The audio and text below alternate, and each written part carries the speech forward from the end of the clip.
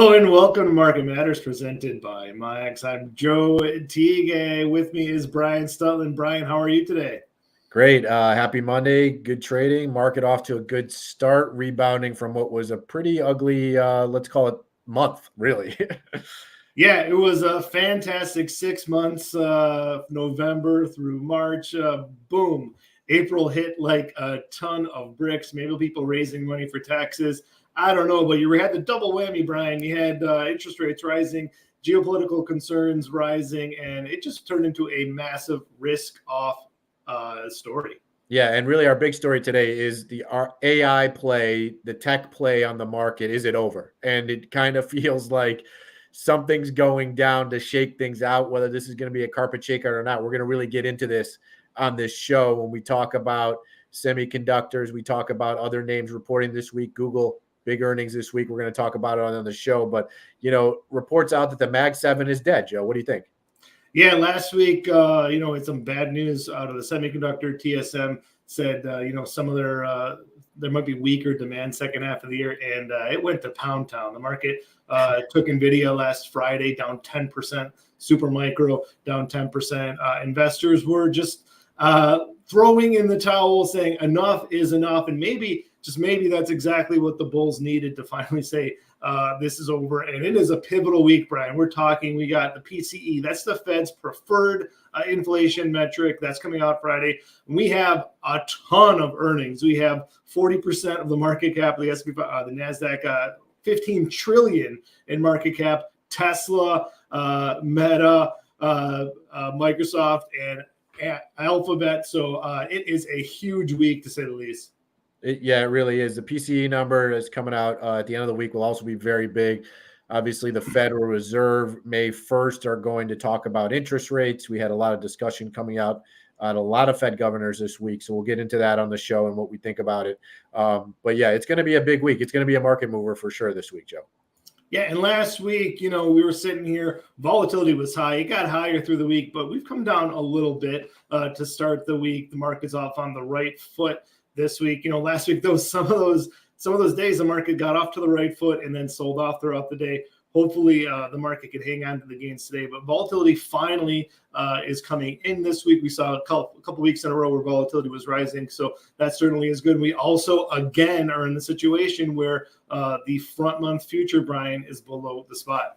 Yeah, I mean, this to me seems like an indication that the VIX is headed lower. I mean, you look at that, and the front month being down at a very significant discount relative to where the VIX is at is an indicator that VIX futures traders are saying, hey, volatility needs to come down. The little blip we saw for this month of April maybe is coming to an end here. I mean, the rest of the curve looks like it's kind of normal relative to how it looked maybe, let's say, a month or 2 months ago, where it was a little bit steeper, but that's supposed to be the case when you have a bull trending upward market.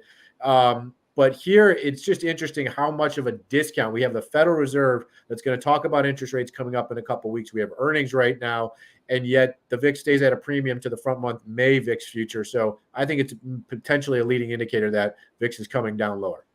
Yeah, and there's some other indicators out there now. If you like volatility, if you like this discussion, make sure to check us out every week because at the start of the month, Brian, you and I were talking about, boy, this sure does seem like a contrarian indicator down here.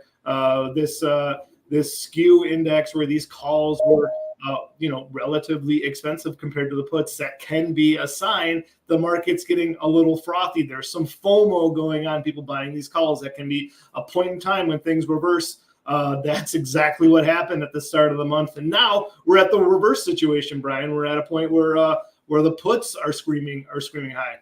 Yeah, they were screaming high, but now look at the last couple trading days here. We're starting to see that reversal back where people are selling out of the insurance on the downside, the puts they own to protect their stock positions that got up so far bid as people sort of freaked out about things, but now that's kind of reversed itself. And if you take a look at— is this a leading indicator, Brian? Can this tell us something about the future? I think it can. We can go back to the future on this and take a look and see how this plays out. But yeah, I mean, look right there. When we see this skew index get bid up where people are racing for puts all of a sudden out of nowhere, and then it reverses for a few days and heads lower, if you look at every sort of bottoming process in the market, that's usually been a turning point to rebuy and step back in and start buying. Yeah, and last November, perfect case in point.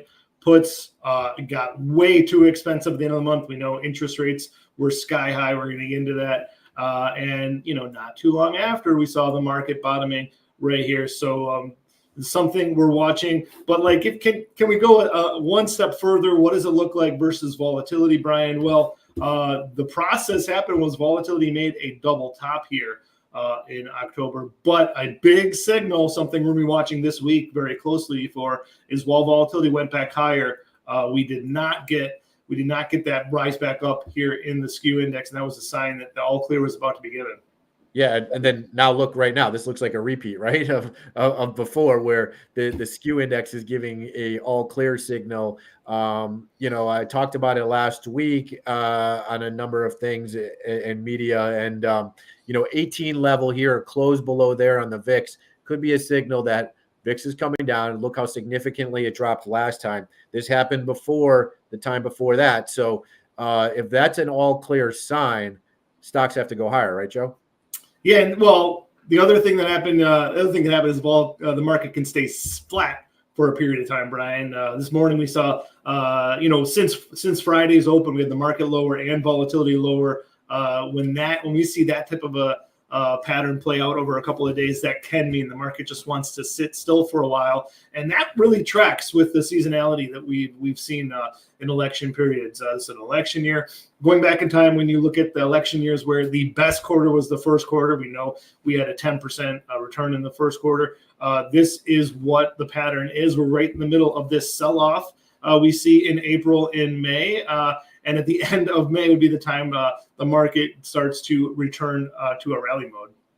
Yeah, really. And this kind of actually gets into like really our big story of the week here, because I want to talk about the Federal Reserve, what governors are saying, and then how this sort of, seasonality, how volatility is playing into what kind of trend could be developing next.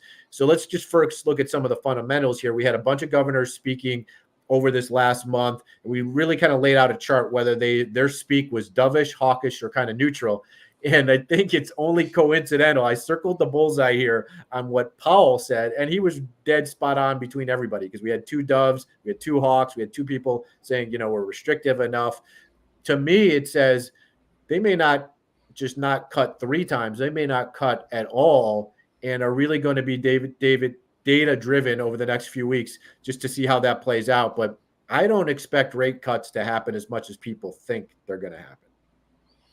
Well, I would say right now where we're sitting, the rate cuts should not happen. I know we have higher than expected inflation, and in my view, inflation is probably even higher than what we see in the numbers. So maybe they should not happen. But what should happen and what's actually going to happen, in my view, are two different things. I'm maybe a little more cynical than you, Brian. This is an election year. I think the Fed's doing everything they should be doing, saying it's data dependent, saying, hey, we are concerned about inflation, but they're just talking the talk. I think when push comes to shove later on in the summer, they're going to be talking about rate cuts. They're going to be pushing the economy as much as they can. And maybe that's the best thing for the economy for the next 6 months. 2 or 3 years down the road, maybe it's not the best thing for the economy, but that's not apparently what they're interested in right now. They're looking for immediate returns. Just think we just got another $100 billion passed through Congress this week. The government spending money like crazy, and the Fed talking about cutting rates. So inflation, it might be a problem, but maybe we'll push that down the road. And if that is what's going to happen, Brian, at the end of the day, stocks are going to do pretty good over the next 6 to 12 months. Yeah, I mean, baseball's getting into full swing of things. And so I bring up the immaculate inning, the immaculate government and lack thereof of consideration of, our spending is unbelievable, really. It's amazing. And so, I mean, Joe, do you think, though, given where the Fed is standing, where interest rates, the 10 years obviously moved significantly higher than where it was a few weeks ago. We teased at the top of the show, is the Hulk Hogan leg drop coming for tech stocks, for AI, or is there something more behind it?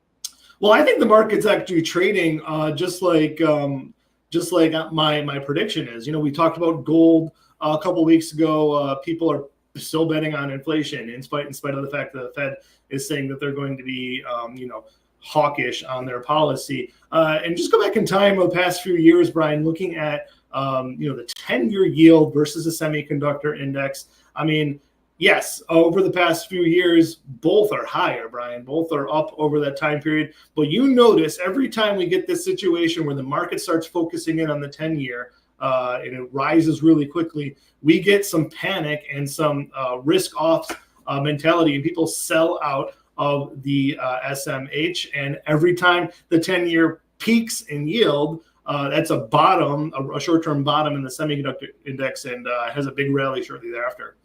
Yeah, so the question really is what time frame are we in? Is the sell-off going to continue? Is the 10-year going to continue to rise? I kind of would like to take a look at it. If you kind of look further back here, sort of compare where volatility is. We talked about at the top of the show, volatility coming off, making lower highs. We saw the lower highs of the VIX and volatility back in 2021. We saw inflation coming in. The Fed called it transitory. We know that that was not true. But now we're seeing inflation tick back into the system again. I think the Fed is going to be late to the party once again, or the market is in general. They're still expecting rate cuts. They got to get through an election year. And so they got to be careful about how much aggressive they can really be in controlling inflation. So if you look back at the beginning of 2021, same thing, 10-year yields rocketed higher as inflation sort of crept back in this reflation trade. We saw the SMH sell off pretty significantly, but when volatility came down again and the 10-year sort of held still, SMH made new highs, right? And so we could be in the 6 to 9-month period where we're going to make another leg up in the semiconductor index. Yeah, and just going big picture again, Brian, it's just amazing to me to see these lower highs that we're seeing in the spike index and volatility in general. Every time we get a new peak, we get a lower spot right here. So this is a bit of a coil for me. And I'm not saying this is great news in terms of volatility. I think at some point that's going to snap, and we're going to see a big volatility spike. But to your point, there is a very strong correlation, and at some point when this 10-year stops going higher, when it turns around, I think the risk on trade is going to be back on in a big way. Yeah, I mean, look at the trend of the volatility indexes and see we haven't made a new higher high, right? And actually that occurred in the back half of 21 before 2022 sell-off in the market. So I think we need that sort of systemic reaction to occur where people get really concerned about the downside to the market. Otherwise, to me, this seems like a buying opportunity. Like at the beginning of the month, I was feeling, oh my God, this is going to be repeat of 2022, higher interest rates, inflation, people not expecting it as much. But really, I think we're still about 6 to 9 months away from that. Here's the end of the day story for me.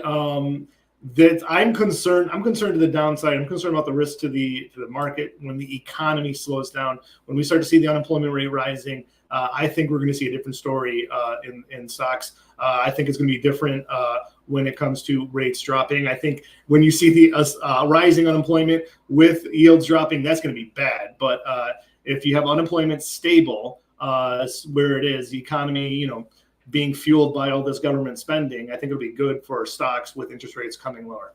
Well, that's why I think actually, good economy, good unemployment rate is why inflation probably refuels itself in the back half of this year. Maybe we stay above that 2% target for the Fed here. And then in the back half of the year, we start to get some upticks in inflation because the Fed has, sort of been lazy about things per usual. 100% with you. All right, let's go to the stocks of the week. Big one this week. Google, Alphabet has earnings coming Thursday. This is a company, Brian, that has really bucked the trend this month. It's done much better than its peers in the NASDAQ, much better than its peers in the Mag 7, still above its 20-day moving average. Most of those companies are below its 50-day moving average. So, you look at the market, it's halfway between its 50-day moving average and 200-day moving average. So Google has really been a stellar performer this month. And I think I'd love to see Google become the new leader for the second quarter and drive the market higher. What are you thinking, Brian? Yeah, I think so. I mean, look at this chart that you brought up here. When you look at the 20-day moving average versus the 50-day moving average, every time the 20-day has popped above the 50, well, not every time, but a lot of the times there's been some true momentum behind Google and it tends to move higher. So we got that a few weeks ago, and now the stock has been very strong relative to the rest of the market. They're positioned excellent in the AI play. I think they may be the clear-cut winner when it comes down to it, and leader in this. Obviously, there'll be lots of other players moving into the market, but they might be a leader. Yeah, I think people are focused on the large language model AI. Google got off to a false start on that. Their first video was really weak. OpenAI was, first on the market. Microsoft seemed to have all the advantage, but I think slowly but surely they're getting back into it. I really think they're ahead of OpenAI when it comes to AI coding. But I think the deal they have with Apple on the phone to be their AI, on their phone is huge. Apple makes up a huge share of the phone market. Most people use mobile for all their computing, essentially. Google also has a big share of the phone market. So I think they're looking to become, when you think of internet search, you just say, oh, I'm Googling something. I think they want their AI, to be known as, I'm just going to Google it. They want to be known like that. Remember, they became the leaders in search, Brian, because they got their search on Yahoo. There was a once upon a time when Yahoo was the place where people went to on the internet first. So I think that's a big deal for them. And I think there are so many other applications that Google has in when it comes to AI, and they're just starting to get started in it. So I think I'm really looking forward to this earnings event for them. I want to see what they have on tap. Yeah, well, their earnings reporting later this week, and I do have a trade for it because, look, when a stock runs up to highs or just runs up ahead of earnings, I always get worried that it's buy the rumor, then earnings come out, expectations get so high, and it's sell the news. So I'm not necessarily a buyer of the stock, although we actually do hold the stock for clients, and in a lot of our strategies, we're portfolio managers on a couple mutual funds. So we like the stock, Joe. It's just that if I'm sort of a day trader or one that's going to sort of step in right now, I think this option trade makes a lot more sense because, look, take a look at it. If I sell the July 140 put, these are options expiring in about 3 months, and I buy a July 160, 190 call spread, the net cost of this is $4. But remember, this is cash covered. So I'm holding my cash, waiting to be put to the stock. If I have to buy the stock below 140 because I'm short the put, right? I can hold that in a money market fund, collect interest of about $1.75 over this time frame. So really the true cost of this trade is really only a couple bucks. And I get 100% participation of Google from 160 to 190, and I only have to buy Google down at 140. So I'm like almost protected and covered if the stock sells back off of earnings. And what's interesting about this is I looked at open interest in Google, and the 160 strike for options expiring this Friday has a huge amount of open interest. And when we see that in stocks where things are skewed more towards call trading, which typically occurs in Google, that 160 strike can act sort of as a repellent. So I think after this earnings, we either blow through 160 or we have a little bit of a pullback, maybe back to that 50-day moving average. And so I'm going to use options to sort of play that move. And that makes a lot of sense to me. And again, this is just something you're looking at for new initiations of Google. You'd rather enter Google position with this trade rather than buying the stock. Is that right? Yeah, that's right. I mean, I'm going to use an option way to, I like to say risk less and make more. That's always nice, right? Yeah, that's the goal. I think everybody would be happy with that. We like to, at this point in the show, we'd have a question of the day. Always remember, tune in every Monday, 1 Eastern on the Tradier Hub. This is Market Matters presented by MyX. Brian, I got a question for you. Yep. Why is the market seasonally soft in May? When or why? Why? We have the saying, sell in May, go away. What's the story? Well, for me, it's always been seasonality, but maybe there's obviously driving season. Sometimes oil ticks up. That kind of freaks people out. Interest rates kind of stay high. I don't know. What do you got for me? Yeah, it's a great question. It's the middle of the second quarter. People may be taking profits off of some of their winners early on in the first quarter, kind of reevaluating. I think that makes a lot of sense. Oil going higher into that driving season. Just a softer time of the year, seasonally in the economic cycle. Things really pick up around the fourth quarter when school starts back up again. You get May, people are getting home from college. Things start to slow down. So yeah, I mean, it really is a fascinating seasonality component, but just it is what it is. We just have to accommodate it and trade around it. Yeah, well, certainly we'll be watching that. Like we said, big earnings season coming up, a lot of tech earnings late this week and then into next week. So this should be pretty big. Obviously, we highlighted a bunch on volatility and what that means for the market. So it's been a great show. We'll continue to update on this show. Tune in, like Joe said, every Monday at 1 p.m. Eastern. We'll be here updating either our old trades, talking new things. But this has been a great show. Make sure you like or subscribe if this is the first time you're watching. We'd love to continue to see the channel continue to grow and bring more information to you. So this is Brian Stutland of Equity Armor Investments, my colleague Joe Tige, and tune in next week to Tradier Hub in the show sponsored by the MIAX. Thank you.